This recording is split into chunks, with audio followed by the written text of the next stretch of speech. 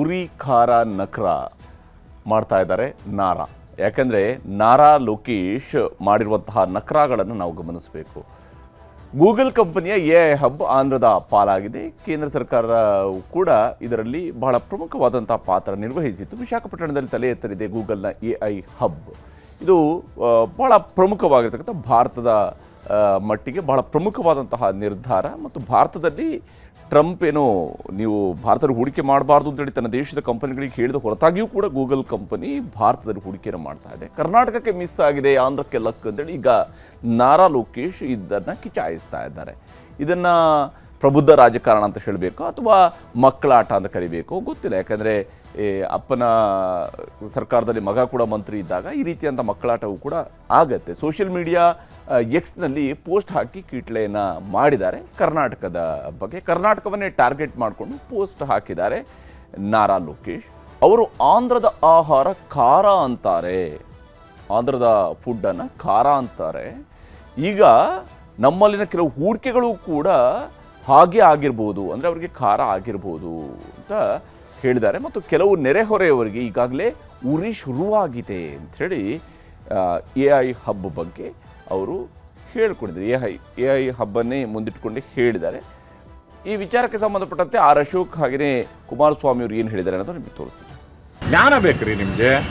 ಎಲ್ಲ ಕರ್ನಾಟಕ ತೊರೆದು ಎಲ್ಲ ಇಂಡಸ್ಟ್ರೀಸ್ಗಳು ಬಿಟ್ಟು ನಾ ಮುಂದು ನೀ ಮುಂದು ಅಂತ ಓಡೋತಾ ಇದ್ದಾರೆ. ಅವ್ರನ್ನ ಹಿಡ್ಕೊಳ್ಳೋಕ್ಕೆ ನಿಮ್ಮ ಯೋಗ್ಯತೆ ಇಲ್ಲ. ಇನ್ನು 2 ವರ್ಷ ಇಲ್ಲ, ನೀವು ನಿಮ್ಮ ಯೋಗ್ಯತೆಗೆ ಇನ್ನು 2 ವರ್ಷ ಇರೋಲ್ಲ ನಿಮ್ಮ ಸರ್ಕಾರ. ಅದ್ರ ಮಧ್ಯೆ ಈಗ DK ಶಿವಕುಮಾರ್ ಏನಾನ ಬಾಂಬ್ ಹಾಕಿದ್ರೆ ಅದ್ರ ಮಧ್ಯೆನೇ ಬಿದ್ದು ಹೋಗ್ಬಿಡ್ತೈತೆ ನಿಮ್ಮ ಸರ್ಕಾರ. DK ಮೇಲೆ ನಿಂತಿದೆ ನಿಮ್ಮ ಸರ್ಕಾರ. ನಾನೆಲ್ಲಿಂದ ಇಂಡಸ್ಟ್ರಿ ತರೋಕ್ಕಾಯ್ತದಪ್ಪ? ನಾನು ಇಂಡಸ್ಟ್ರಿ ತರೋಕ್ಕಾಯ್ತದ? ಈಗ ನಾನು ಕಾರ್ಖಾನೆ ತರೋಕ್ಕಾಗತ್ತಾ? ಅದರ ಪರ್ವ್ಯೂ ಇರ್ತಕ್ಕಂಥದ್ದು ರಾಜ್ಯ ಸರ್ಕಾರ. ಮಾತಾಡೋದಕ್ಕೇನು ಮಾತಾಡ್ಬೋದು, ನಾನೇನು ಮಾಡೋಕ್ಕಾಗುತ್ತೆ? ಇಂಡಸ್ಟ್ರಿ ಮಾಡಬೇಕಾದ್ರೆ ಇವತ್ತು ರಾಜ್ಯ ಸರ್ಕಾರ ಲ್ಯಾಂಡ್ ಕೊಡಬೇಕು, ರಾಜ್ಯ ಸರ್ಕಾರ ಇನ್ಫ್ರಾಸ್ಟ್ರಕ್ಚರ್ನ ಬಿಲ್ಡಪ್ ಮಾಡಿಕೊಡ್ಬೇಕು. ಇಲ್ಲಿ ನೋಡಿದ್ರೆ ನಿಮ್ಮ ಕೇಂದ್ರ ರಾಜ್ಯದಲ್ಲಿ ಡೆಪ್ಟಿ CM ಏನು ಹೇಳ್ತಾರೆ, ಹೋಗ್ಲಿ ಯಾವ ರಾಜ್ಯಕ್ಕಾದರೂ ಹೋಗಲಿ, ನಾವೇನು ಇಲ್ಲಿ ಬನ್ನಿ ಅಂತ ಕರೆದಿಲ್ಲ ಅವ್ರನ್ನ ಅಂತ ಹೇಳ್ತಾರೆ. ಈ ಥರ ಹೇಳಿಕೆ ಕೊಟ್ಟರೆ ಯಾರು ಬರ್ತಾರೆ?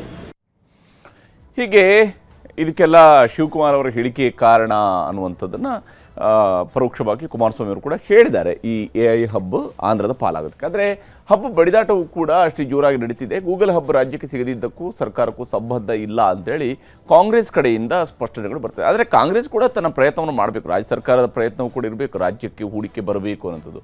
ಜಾಗತಿಕ ಟೆಂಡರ್, ಜಾಗತಿಕ ಒಪ್ಪಂದಗಳಿಂದಲೇ ಈ ನಿರ್ಧಾರ ಆಗಿದೆ. ಅದರ ಪ್ರಕಾರವಾಗಿ ಇದು ಆಂಧ್ರಕ್ಕೆ ಹೋಗಿದೆ. ಮೋದಿ ಸರ್ಕಾರಕ್ಕೆ ಸಪೋರ್ಟ್ ಮಾಡಿರುವ ಕಾರಣಕ್ಕಾಗಿ ಇದು ಆಂಧ್ರದ ಪಾಲಾಗಿದೆ ಅಂತೇಳಿ ಕೇಂದ್ರ ಸರ್ಕಾರದ ಮೇಲೆ ಬ್ಲೇಮ್ ಮಾಡುವಂಥ ಕೆಲಸವನ್ನು ರಾಜ್ಯ ಸರ್ಕಾರ ಮಾಡ್ತದೆ. ಈ ಮೂಲಕ ತಮ್ಮ ಜವಾಬ್ದಾರಿ ಏನಿದೆ ಅದನ್ನು ನಿಭಾಯಿಸಬೇಕಾಗಿದೆ. ಯಾಕಂದರೆ ಇಂತಹ ಆರ್ಟಿಫಿಷಿಯಲ್ ಇಂಟೆಲಿಜೆನ್ಸಲ್ಲಿ ಕರ್ನಾಟಕ ಮತ್ತು ವಿಶೇಷವಾಗಿ ನಮ್ಮ ಬೆಂಗಳೂರು ಟಾಪಲ್ಲಿ ಇರಬೇಕು ಅಂತ ಹೇಳುವಂಥದ್ದು ಐಡಿಯಾ ಇದ್ದಾಗ ಸಹಜವಾಗಿಯೇ ಆ AI ಹಬ್ ಕರ್ನಾಟಕಕ್ಕೆ ಬರಬೇಕು ಅನ್ನೋಂಥ ಪ್ರಯತ್ನ ತೀವ್ರ ಮಟ್ಟದಲ್ಲಿ ನಡೀಬೇಕಾಗಿತ್ತು. ಅದು ಆಗಿಲ್ಲ. ಯಾಕೆ ನೀವು ಗ್ಲೋಬಲ್ ಟೆಂಡರ್ನಲ್ಲಿ ಹಾಗಾದರೆ ಭಾಗಿಯಾಗಿಲ್ಲ? ಕೇವಲ ಆಂಧ್ರಕ್ಕೆ ಮಾತ್ರ ಹೇಗೆ ಅದು ಕೇಂದ್ರ ಸರ್ಕಾರ ಬೆಂಬಲ ಕೊಡುತ್ತೆ? ಈ ಪ್ರಶ್ನೆಗಳು ಬರ್ತವೆ. ಆಂಧ್ರ ಜನರಿಗೆ ಮೋದಿ ಸರ್ಕಾರ ನೀಡಿರುವಂತಹ ಲಾಲಿಪಾಪ್ ಇದು ಅಂತ ಹೇಳ್ಕೊಂಡು ಕಾಂಗ್ರೆಸ್ನವರು ಇದನ್ನು ಟೀಕಿಸ್ತಾ ಇದ್ದಾರೆ. ತಮ್ಮಲ್ಲಿಗೆ ಕೈ ತಪ್ಪಿ ಹೋದಾಗ ದ್ರಾಕ್ಷಿ ಹುಳಿ ಅಂತ ಹೇಳೋದನ್ನು ನಿಲ್ಲಿಸಬೇಕು. ರಾಜ್ಯ ಸರ್ಕಾರ ಕೂಡ ಯಾವ ಕಾರಣಕ್ಕೆ ಹೋಗಿದೆ ಅನ್ನೋ ಬಗ್ಗೆ ಸ್ಪಷ್ಟವಾಗಿ ಜನರಿಗೆ ಹೇಳಬೇಕಾಗುತ್ತೆ. ಆದರೆ ಸರ್ಕಾರ ಬಿದ್ದೋಗುತ್ತೆ ಅನ್ನೋ ಕಾರಣಕ್ಕೆ ಆಂಧ್ರಕ್ಕೆ ಮೋದಿಯವರು ಗಿಫ್ಟ್ ಕೊಟ್ಟಿದ್ದಾರೆ ಅಂತೇಳಿ ಕಾಂಗ್ರೆಸ್ ಈಗ ತನ್ನ ವೈಫಲ್ಯವನ್ನು ಕೇಂದ್ರದ ಮೇಲೆ ವರ್ಗಾಯಿಸುವಂಥ ಪ್ರಯತ್ನವನ್ನು ಮಾಡಿದೆ. ಕರ್ನಾಟಕದ ಹೂಡಿಕೆ ಪ್ರಮಾಣ ಆಂಧ್ರಕ್ಕಿಂತಲೂ ಕೂಡ ದುಪ್ಪಟ್ಟಾಗಿದೆ ಅಂತೇಳಿ ಟಾಂಗ್ ಕೊಡ್ತಾ ಇದ್ದಾರೆ. ಆಂಧ್ರ ಹೊಸ ರಾಜ್ಯ, ಆಂಧ್ರದ ಜೊತೆ ನಾವು ಕಂಪೇರ್ ಮಾಡ್ಕೊಳ್ಳೋಕ್ಕಾಗಲ್ಲ ನಮ್ಮ ರಾಜ್ಯವನ್ನು. ಆದರೆ ನಮ್ಮ ರಾಜ್ಯದಲ್ಲಿ ಆಗಬೇಕಾದ ಹೂಡಿಕೆಯ ವಿಚಾರಗಳಲ್ಲಿ ಭಾಳ ಪರ್ಟಿಕ್ಯುಲರ್ ಆಗಿ ಸರ್ಕಾರ ಹೇಗೆ ಪ್ರೊಯಾಕ್ಟಿವ್ ಆಗಿ ಕೆಲಸ ಮಾಡಬೇಕು ಅದನ್ನು ಮಾಡ್ತಾ ಇರಬೇಕಾಗತ್ತೆ. ಅದು ಬಿಟ್ಟು ರಾಜಕೀಯವನ್ನು ಬದಿಗಿಟ್ಟು ಹೂಡಿಕೆಯ ವಿಚಾರದಲ್ಲಿ ರಾಜಕಾರಣವನ್ನು ಮಾಡಬೇಕು. ಹೂಡಿಕೆಯನ್ನು ತರುವ ವಿಚಾರದಲ್ಲಿ ಪಾಸಿಟಿವ್ ರಾಜಕಾರಣ ಮಾಡುವಂಥದ್ದು ಬಹಳ ಮುಖ್ಯ.